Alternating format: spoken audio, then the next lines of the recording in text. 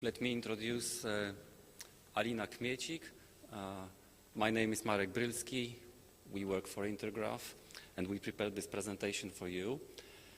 Before I start, we talked a little bit about this dialogue in the beginning, so I would like to start a little bit of dialogue here and say that we all say that we do support something as vendors. I would like to say that in addition to what our colleagues said, we do support WFS 2.0, and we started doing that something like a year ago or maybe a year and a half.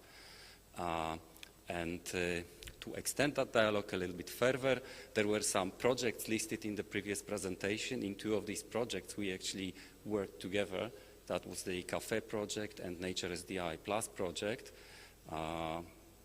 And then I do agree with all the other stuff, like the experiences are good and so on. So just to begin, the same thing as a year ago, we have prepared some slides, but actually I'm going just to show you the title slide. This is the only slide for today that shows our names. Last year we did it live, but this year the internet connection is breaking here. So instead of doing this live, it will be like live. So I'm going to run a video for you. This is going to be displayed for a while, so you can memorize the name of the application, Intergraph Geospatial Portal. This is our front end that talks to the server, talks to the services on the cloud, and it also talks to our server. And our server is a combination of Intergraph software and very powerful ERDAS software. These two corporations, not sure if everybody is aware, but we are now one company. So our back office is really strong, and we do a lot of nice stuff together.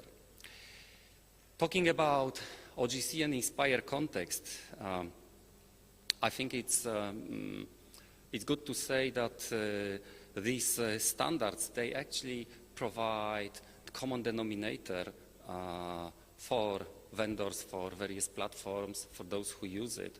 But in reality, we should do more for our users.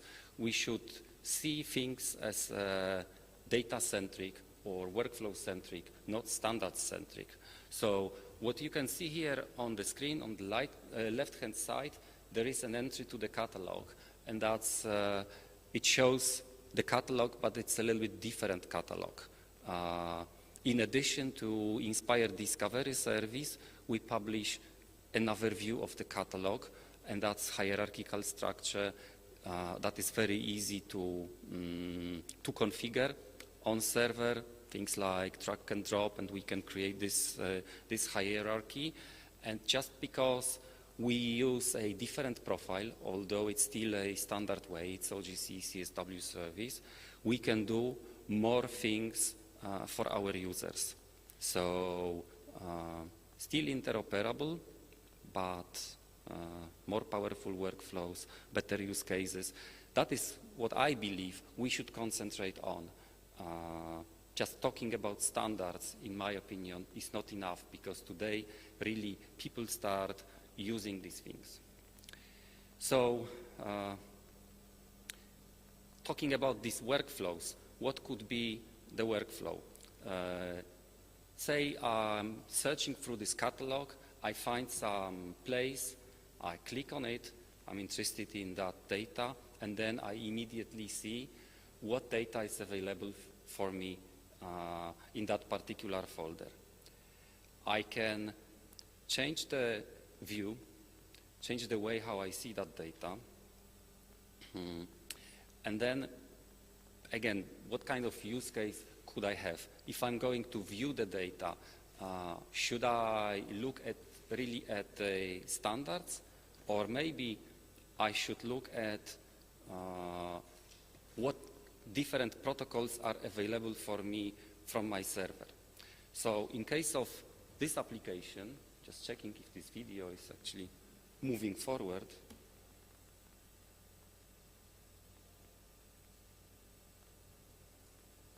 Let's see. Okay.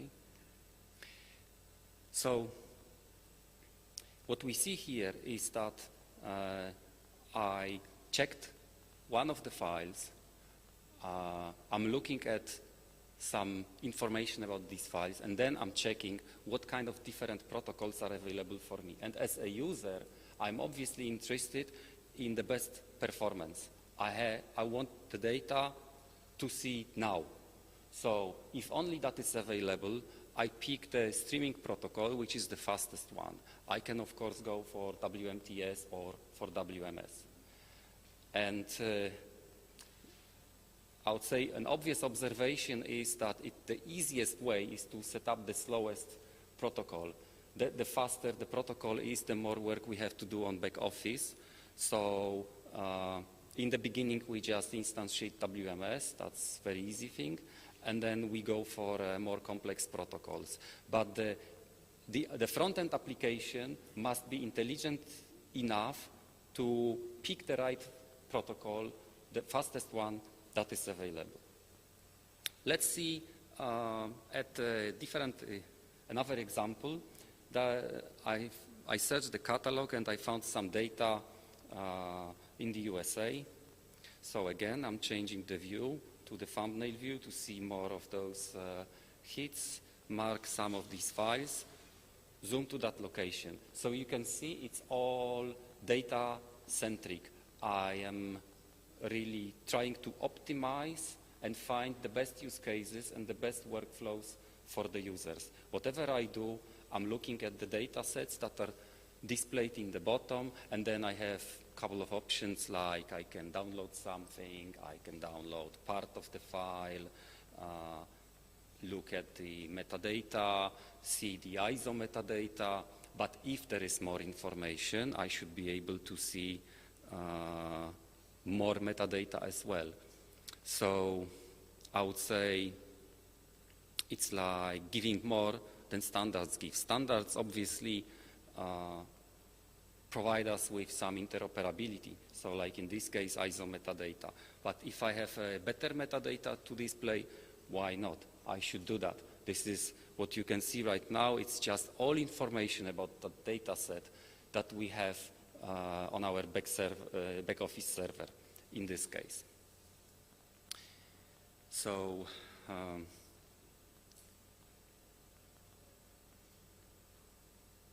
yeah, it's a little example of how we could do the download or the workflow called clip, zip, and ship, which is our way to download data by selecting the range of interest.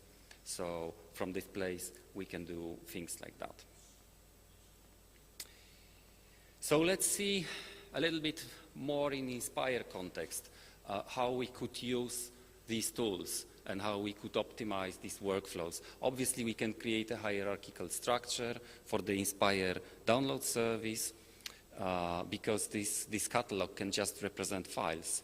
So we can see the category for addresses. We can see some regions in Poland. When I go ahead and open one of these regions, I see sub-regions in that area, and then I just click on one of these and get some results. These are the files that are available for me to download in that location. So another search, I get even more files, change the view again. So I just see those GML files as in the same way as any other resource in my enterprise. And then I can look at the map and I see those GML files, the bounding box footprint. So this is again, I would say, optimized workflow and data-centric approach. However, all is still compliant to OGC specifications, compliant to Inspire specifications. So these are the things that we should be doing for our users. Unfortunately, the network is not working now. so I can't show you the final thing, which is, if I switch to the browser, this catalog search can also be registered in the browser as the search engine. So whenever I'm interested in finding some resources, I can go type something here, find it, and then I see these GML files, and then from that place I just click one button and publish GeoRSS feed. So I can then later on use that feed in any of those feed readers, or even in the geospatial portal that can also connect to the feed and refresh every some minutes, so I can see if there's new data coming. All these workflows, they are optimized on the front end, but there are also optimized workflows in the back office, and we have to think about those as well. For example, Alina, you will see some presentations from Alina during this conference. She has some slides with some metrics on how many files this could be and how many gigabytes of data if we generate those GML files. So obviously, if we generate that large amount of data and files, we need mechanisms to do some things automatically. We should do things like automatic population of the catalog, automatic metadata creation for those files, and then that GeoRSS thing really brings the value, because I can watch the feed and see that there are new files coming for me from my national mapping agency or any other vendor. So to summarize, we concentrate on these use cases, and we try to be data-centric, provide the best possible workflows for the users. Thank you.